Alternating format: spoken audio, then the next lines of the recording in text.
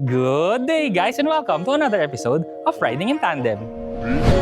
RIT, Riding in Tandem, RIT. With me, RM, at sa episode na to samahan nyo akong iset-up ng pang-overlanding ang ating Jetour T2 Lightning IDM.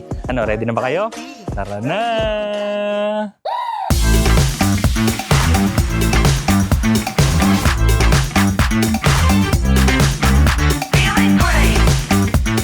Jetour T2 Lightning IDM Overlanding.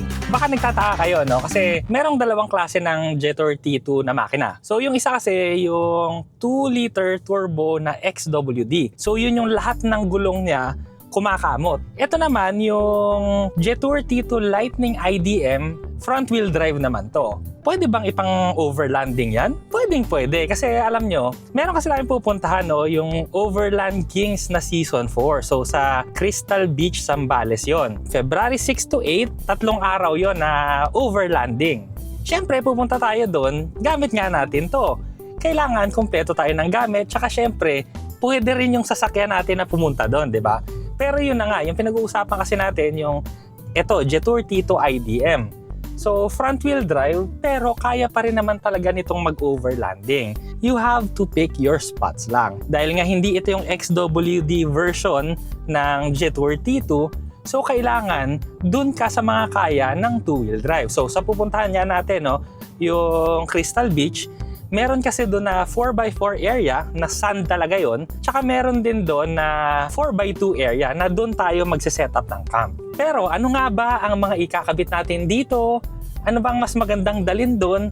So magpapatulong tayo kay Sir Joel ng Overland Kings. Kagaya rin ng Jetour T2 na XWD, itong IDM, maliban sa mas matipid to sa gasolina dahil nga plug-in hybrid to at pwedeng umandal ng full electric vehicle mode, meron pa rin kasi to nung ride height ground clearance ng T2 na XWD. Yung frame na rigid, nandito pa rin. Yung space, nandito pa rin. So, lahat naman ng kailangan natin, nandito naman sa sasakyan natin. Plus, meron tong mga special na wala dun sa XWD. So, kagaya nung V2L. So, pwede tayong magsaksak dito. At magamit natin na pang electric fan, pang saing, o kung ano man. Basta makikita nyo naman sa camping natin kung anong gagawin natin. So abangan nyo na lang yon. At ngayon, punta na muna ako sa Overland Kings. See you there!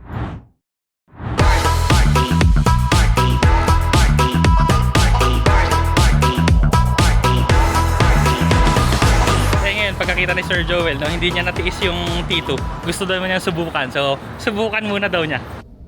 Hello, Jetour. I'm here. Open sunroof. Sunshade. Okay. Kasi pag-roof pati ito bukas eh.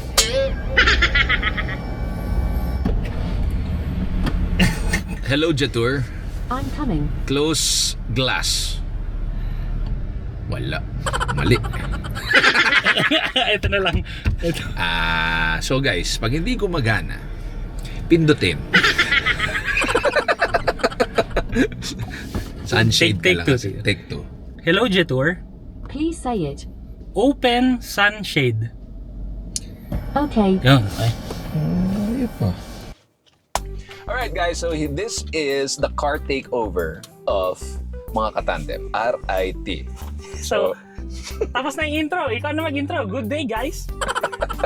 Good day guys, so today we are here in the Jetour T2 PHEV together with Doc RM in...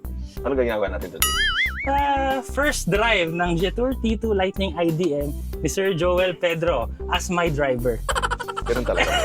Sir, saan po tayo, sir? Diretso lang. McDonald's. Magkano kaya metro nito? Diyos ko, kinakabahan na ako. Murang-mura lang.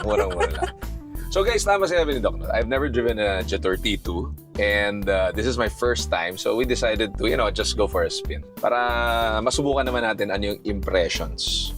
So according to Doc, marami raw siyang gasolina kasi hindi raw siya naubusan. Every 3 months lang daw siya nagpapagas. How to be you. Totoo yun. 3 months. Pero charge lang ako ng charge. Tama. Para pag ako na traffic kagaya ngayon, so hindi tayo kakain ng gasolina. So Okay. Sir Joel, para alam mo lang, yung pure electric range nito, Yes. 139 kilometers. 139. Pure EV yun. Pure Meaning the EV yun. engine does not start. Tama. Okay. with a combined range with engine start, what's the rated kilometer rating? Sa driving ko, 1,108. Grabe naman, wala ka bang sakay?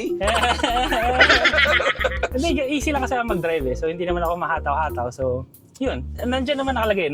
Check mo, Sir Joel, 900 plus yung gas. Yeah. Pag ako kasi nagda-drive, kahit na EV pa yan, kahit na plug-in hybrid pa yan, hindi lumalampas ng 600. So, okay, let's go to general impressions. So, hindi namin sounds yun, no? Sounds ng Jeep. So, very quiet. Pero that's really expected of Jetour because it's technically an EV. So, is there a mode, Doc, to put it on pure EV versus HEV drive? Pwede. But right now, yung setting mo is naka-pure EV. Eco lang yan, EV mode. Yun, okay. So, gusto mo, try mo muna yan, tapos mamaya ilipat natin sa HEV mode. Or gusto mo HEV ko na? Hindi, ito yung gusto ko try. Wee! Oh. Eco mode yan. Eco mode pa lang. Eco mode yan. Tapos i-turn mo lang to Sir Joel, yung bilog na yan ng isa pa right. So normal yan.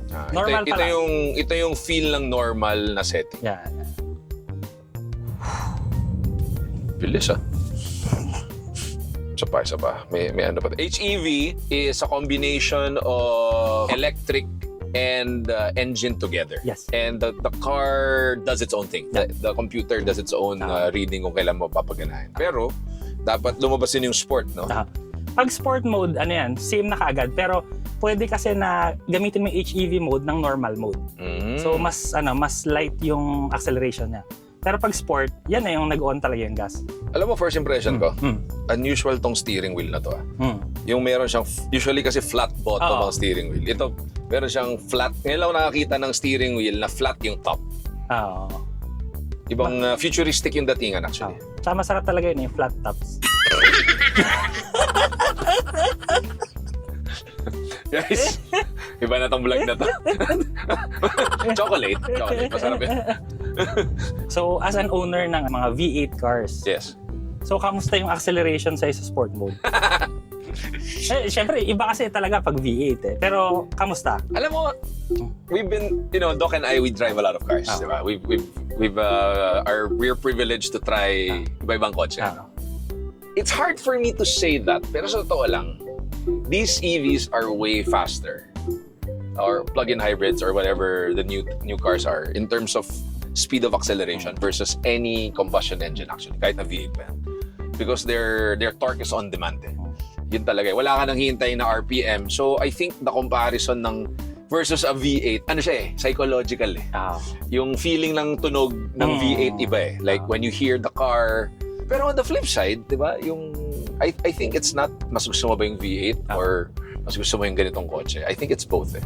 Kasi may lugar eh. Oo nga, tama. May lugar para sa V8. For example, nasa gitna tayo ng lahar na 4 days.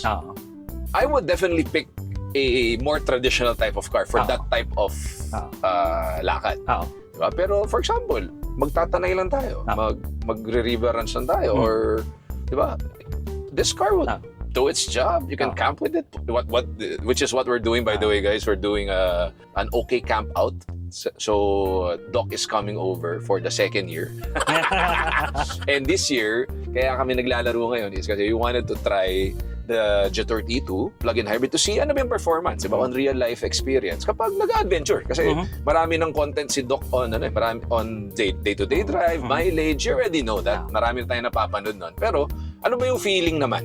Kapag nilagyan natin ng gamit, baka pwede mo rin makita yung mileage, kung ano yung drop ng mileage, kung may weight, di ba? Saka ano yung feel ng kotse kapag may extra load rating, may feel ba, bumigat ba siya, humina ba siya? And then, of course, kung ano yung actual use ito. Kasi, Jetour and these brands that are coming out are really targeting a lifestyle adventure client, di ba? And yun yung purpose, di ba? One of the adventures that we could do is overlanding, camping, or car camping, or road trip, whatever you wanna call it. Kasama yun sa laro. So, let's find out kung magagawa ng maganda ng Jetour dito yan. Total, nandito na rin tayo, Sir Joel, no? Dahil nga plug-in hybrid to, alam bang meron din tong V2L? Extension cord. Vehicle to load. Tama. So, sa labas na pinaplug. Sa labas. Nice. Pero imagine mo, di ba? Pagka regular car, wala ka namang battery eh. Tama. Dito may battery. Teka, parang kailangan mo dalhin aircon. Pwede. Tama. Di ba? Pwede. Why May not? baterya ka eh. Oo, meron. Guys, susubukan namin gawin yan. Papatakawin. Baka si Doc hindi na lumabas ng kotse. Nag-camping sa loob, hindi na lumabas. Yeah. And you know what? I like what you mentioned, no? Kasi yun rin yung ano eh. We do have these vehicles that has plug-in hybrids. And the advantage nga is kaya mong mag-plug ng mga appliances or accessories that will require power na otherwise you won't be able to bring. Aircon, heater, induction cooker, right?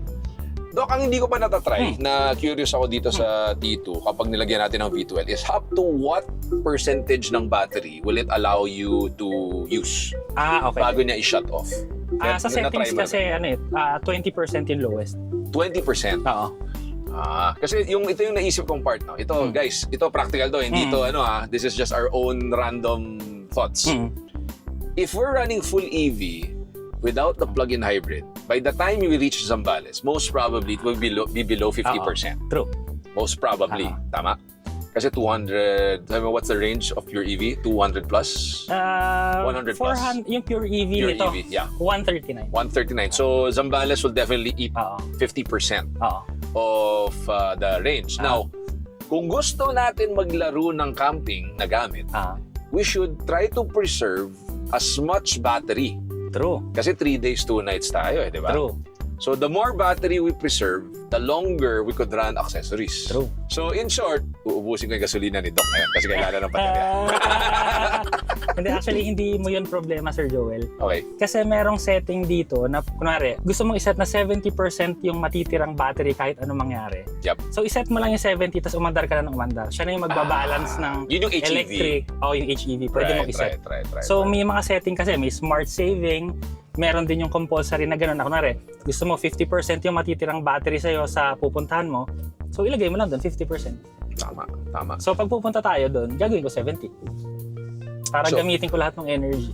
So, those are things na, na once you own one of these vehicles, yun yung debate lagi. Kasi, of course, as an EV owner or a plug-in hybrid owner, the goal sometimes is the least amount of fuel used. True.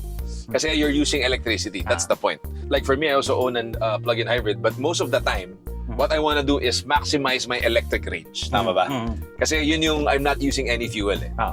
And then, but for this case, if I need to preserve 70%, then ang mangyayari, mas magagamit yung fuel ng kotse dahil kailangan niya i-top up to 70%.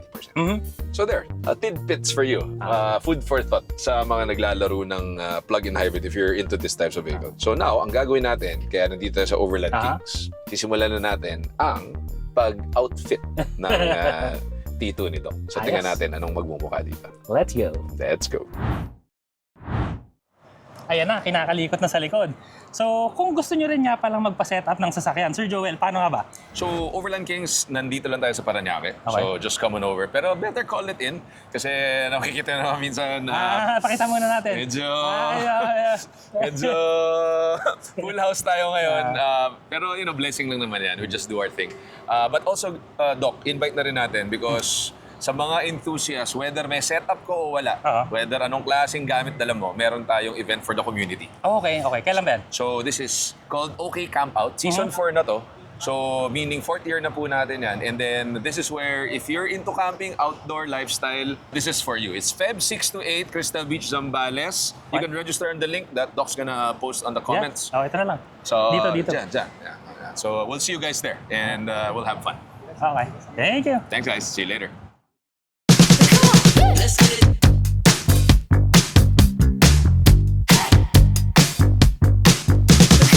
Let's get it.